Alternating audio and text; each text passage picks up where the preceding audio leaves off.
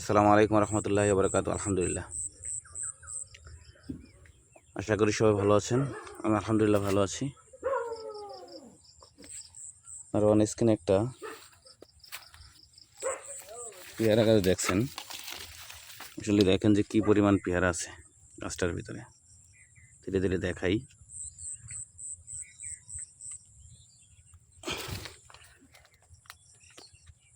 Huge বড় একটা বাগান।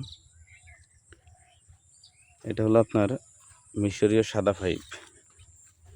এর যা ধরন মানে অন্যান্য জাতের চাইতে আরও বেশি। পেয়ারাটা হয় সাদা, মিষ্টিও হয়, অত্যন্ত মিষ্টি পেয়ারা।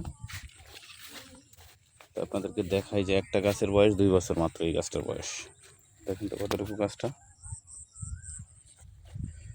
সবচেয়ে বড় কথা হলো বাগানের এই সায়ান কাটতে আসছি আজকে, এই জন্য ভিডিওটা করা। আর আমি যে বাগানের সায়ান কাটি সেই বাগানের প্রত্যেকটা ভিডিওই আমি ছেড়ে দিই যাতে সবাই দেখে। আসলে বলে শেষ করা যাবে না। 2 বছরের একটা গাছের ভিতরে যে এত পরিমাণ পেয়ারা ধরে, এটা সেই মিশরীয় সাদা ফাইভ পেয়ারা জাত। আপনাদেরকে পেয়ারাগুলো দেখাবো। আগে একটা গাছ দেখাই। শুধু একটা গাছ না, প্রত্যেকটা গাছেরই একই দশা। মানে চোখ ফেরানোর মতো না। প্রত্যেকটা গাছের, এই গাছের মূল বৈশিষ্ট্য হলো কি জানেন, এখানে উপরে কোনো পেয়ারা নেই। উপরে কিন্তু কোনো পিপি টিপি কিচ্ছু মারা নেই। ফুল ফল আসছে ভরপুর। সেটার মনে করেন যে আপনার নিচেই আসে। এই দেখেন প্রত্যেকটা গাছের এরকম নিচেই পেয়ারা। নিচেই পেয়ারার ফলন হওয়ার একটা গুণ ভালো আছে, সেটা হচ্ছে আপনার সূর্যের আলোতে পেয়ারাটা পুড়ে যায় না। প্রত্যেকটা গাছের ভিতরে পেয়ারা, উপরে কিন্তু কোনো পিপি মারা নেই। আসলে দেখার মতো উপায়ও নেই যে গাছের বাগানে পেয়ারা আছে নাকি নেই। দেখেন প্রত্যেকটা গাছের ডালপালার ভিতরে পেয়ারা দিয়ে ভরা। তো আপনাদের যদি কারো মিশরীয় সাদা ফাইভ জাতের পেয়ারা চারা লাগে, আমাদের স্ক্রিনে দেওয়া নাম্বার থাকবে, এই নাম্বার ইনশাআল্লাহ যোগাযোগ করবেন। আমরা আপনাদেরকে দিয়ে অনলাইনের মাধ্যমে অথবা আপনারা এসে নিয়ে যেতে পারেন। এই দেখেন, আসলে আমি সবচেয়ে বড় কথা হলো অন স্ক্রিনে কথা বলতে পারি না গুছিয়ে, এলোমেলো হয়ে যায়। আপনারা একটু ক্ষমার দৃষ্টিতে দেখবেন। এইটা হয়েছে পেয়ারা, এরকম গোল হয়। তাদের কিন্তু প্রচুর ভালো চাহিদা, এটা স্বাদের দিক দিয়েও সেরা। দেখেন এই যে দেখেন এই গাছটার অবস্থাটা দেখেন কি পরিমাণ আছে। প্রত্যেকটা পেয়ারা পিপি মারার উপযোগী হয়ে রয়েছে, কিন্তু আসলে মারছে না কেন উনি জানি। আমার নার্সারি থেকে এখানে প্রায় 17 কিলোমিটার দূরে। আমি সকাল ভোরবেলা নামাজের পরপরই আসছি ডোকাগুলো কাটার জন্য।